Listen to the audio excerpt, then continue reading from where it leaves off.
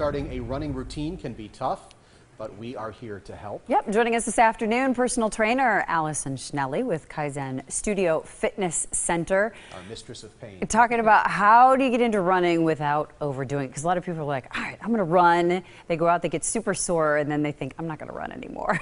They do, yes. That's one of the big mistakes. A few weeks ago, we talked about starting a running program, how to ease into a running program.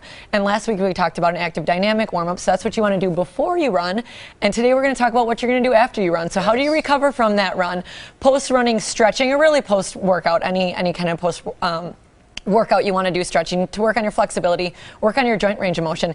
Even if it's not a post-workout, it's a good idea to stretch. You want to make sure you stay flexible. And runners are super tight anyway. Extremely tight and very much in the hips. So we're going to go through some hip stretches today. We're going to use a band. You can use a band. You really could use a t-shirt or a towel or anything you have at home is fine. The band works nice because you can loop it around your foot.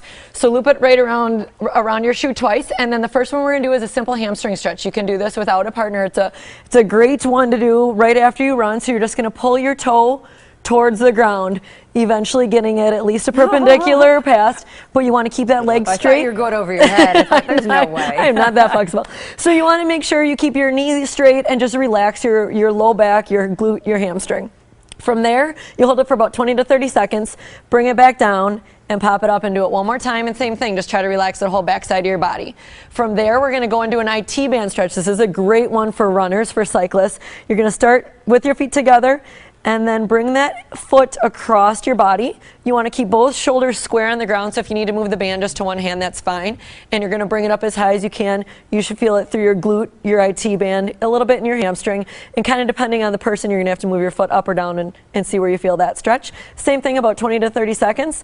Then from there, you'll let it down, and then your last one here is going to be your adductor stretch. So your foot or your toe is going to come towards your face.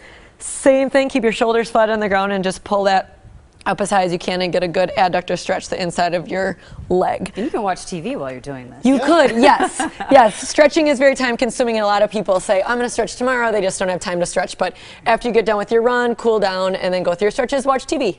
And it's important because if you don't stretch after, you are going to wind up not being able to perform, period, at some point down the line. You're just going to lock up. Right, exactly. You want to be able to continue with your running program or your lifting program or whatever you're doing. So stretching will really help you not get as sore, and it'll help you recover. I found too, as you get older, it's more important. You know, you're younger, you bounce back quicker, but as you get older, if you don't stretch, you really feel it. It is. And that one, you know, I tell people to do that one post-run, but you could do that first thing in the morning when you wake up, go through a little bit of a 5-minute active dynamic warm-up like we did last week, and go through those stretches. It doesn't really have to take that much time. Same thing when you're winding down or you're watching TV at the end of the night, go through your rolling out and then go through your stretches. That'll really help recover and help maintain your flexibility.